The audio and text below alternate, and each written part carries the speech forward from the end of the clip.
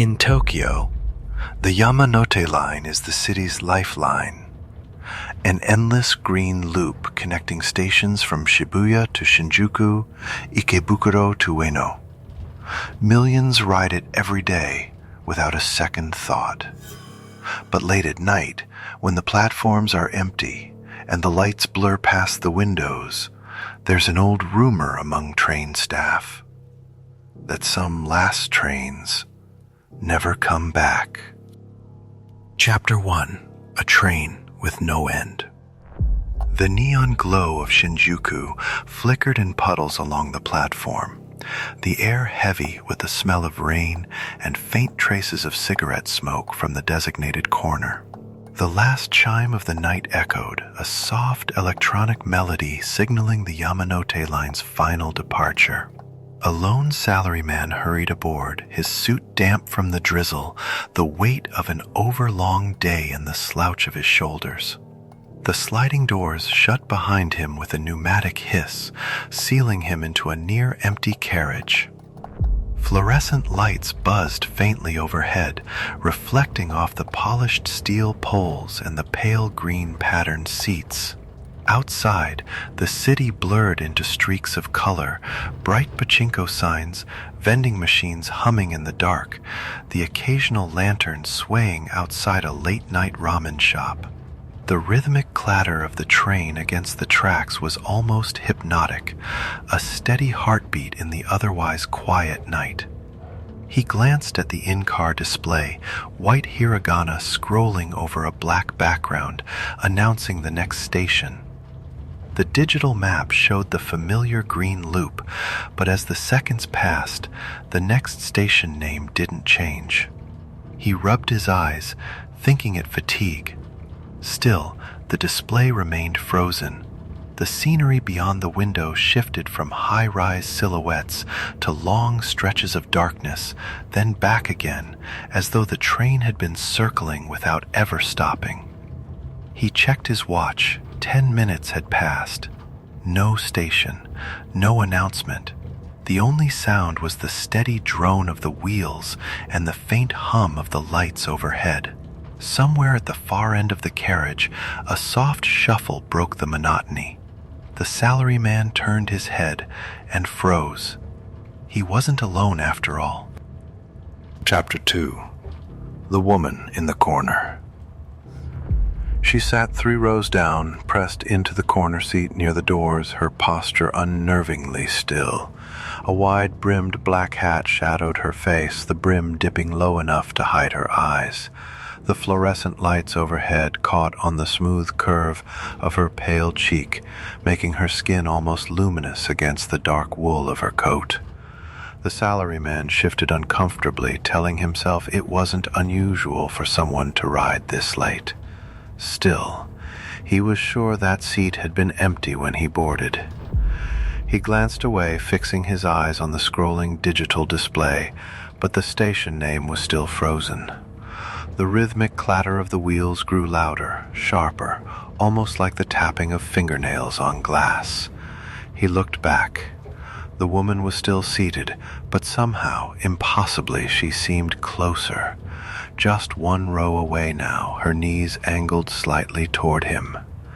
His fingers tightened on the strap above, heart beating faster. Perhaps she had moved while he was looking away, but he hadn't heard the rustle of clothing or the click of heels on the floor.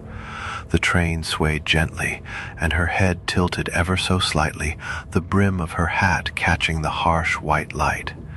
For a brief moment the train passed a lit stretch of city, rows of konbini stores, their paper signs glowing, and he caught her reflection in the window. The curve of her mouth was wrong, too wide, too still. When they slipped back into darkness, her head was lowered again, as if she'd never moved at all. The air in the carriage felt warmer now, thick, making each breath heavier. He kept his eyes forward, trying not to look again. But the faintest scent of damp earth was drifting from her direction, wet, like soil freshly turned, and with every turn of the wheels, the space between them seemed to shrink. Chapter 3: Faces in the Reflection. The train plunged into a long tunnel, the world outside swallowed by black. The interior lights flared briefly, their hum louder in the confined space, and the windows turned into perfect mirrors. The salaryman's reflection looked pale and tense, his tie slightly askew. But in the reflection behind him, 3 rows back, sat the woman. Her hat was gone. Her hair hung in wet, tangled strands over a face far too white. The skin stretched smooth like porcelain, and her mouth was curved into a smile so wide it split unnaturally toward her cheeks. Behind her, the seats in the glass were filled with shadowy figures, their shapes wavering like silhouettes under water. He turned quickly, pulse hammering, only to see the real carriage empty except for her, still with her head bowed. No shadows, no other passengers. The lights flickered as the train rattled deeper into the tunnel. In the glass, the figures leaned closer, their heads jerking in unnatural angles, their eyes just dark hollows. The woman's reflection tilted its face toward him slowly, that wide grin unmoving, as if it had been carved into her skin. A metallic groan echoed through the carriage, the kind of sound steel makes when something heavy presses against it. The shadows in the glass began to press their faces to the invisible barrier, mouths moving soundlessly. He could feel their gaze, not on the reflection, but on him. Then, from somewhere ahead, the tunnel opened into dim light. The woman's reflection lifted a hand and beckoned. When the train emerged, she was once again motionless in her seat, but the shadowy figures were still there in the glass, closer now. Chapter 4: The Station That Doesn't Exist. The train began to slow, the metallic screech of brakes echoing through the carriage. Relieved, the salaryman glanced at the overhead display, still the same frozen station name. Yet through the window a platform was emerging from the darkness. It was unlit except for the pale glow of the train's own lights. The tiles were cracked and slick with moisture, weeds pushing through the gaps. There were no advertisements, no vending machines, no chime to signal arrival. Above, where the station sign should have been, the space was an empty rectangle of rusted metal. The doors slid open with a hiss, releasing a breath of air so cold it burned his lungs. It smelled faintly of mold and something metallic, like wet coins. The tunnel beyond the platform was swallowed in blackness, but the sound of footsteps echoed faintly, as if coming closer. He turned toward the woman in the corner. Slowly she raised her head.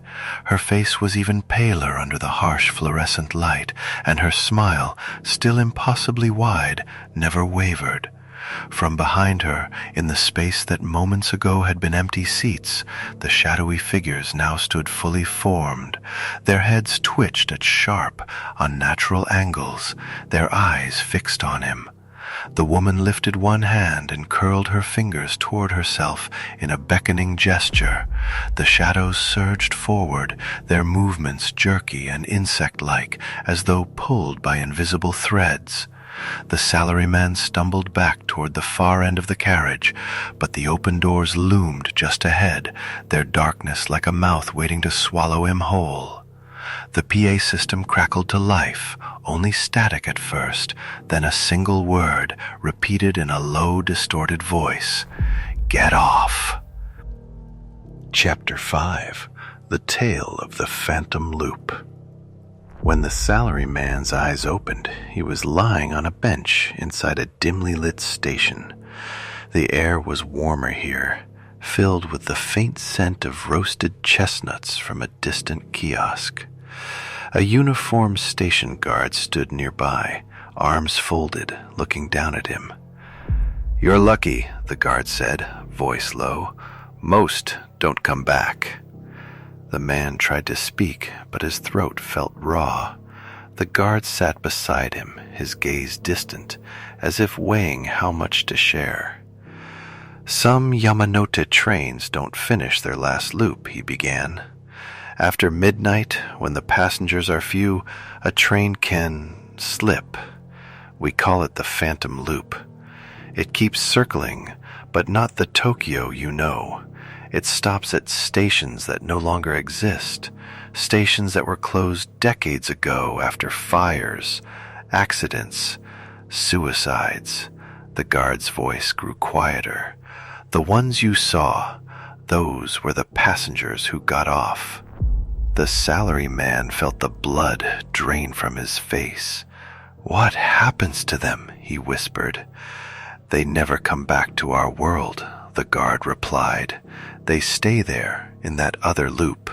Sometimes they try to bring more with them."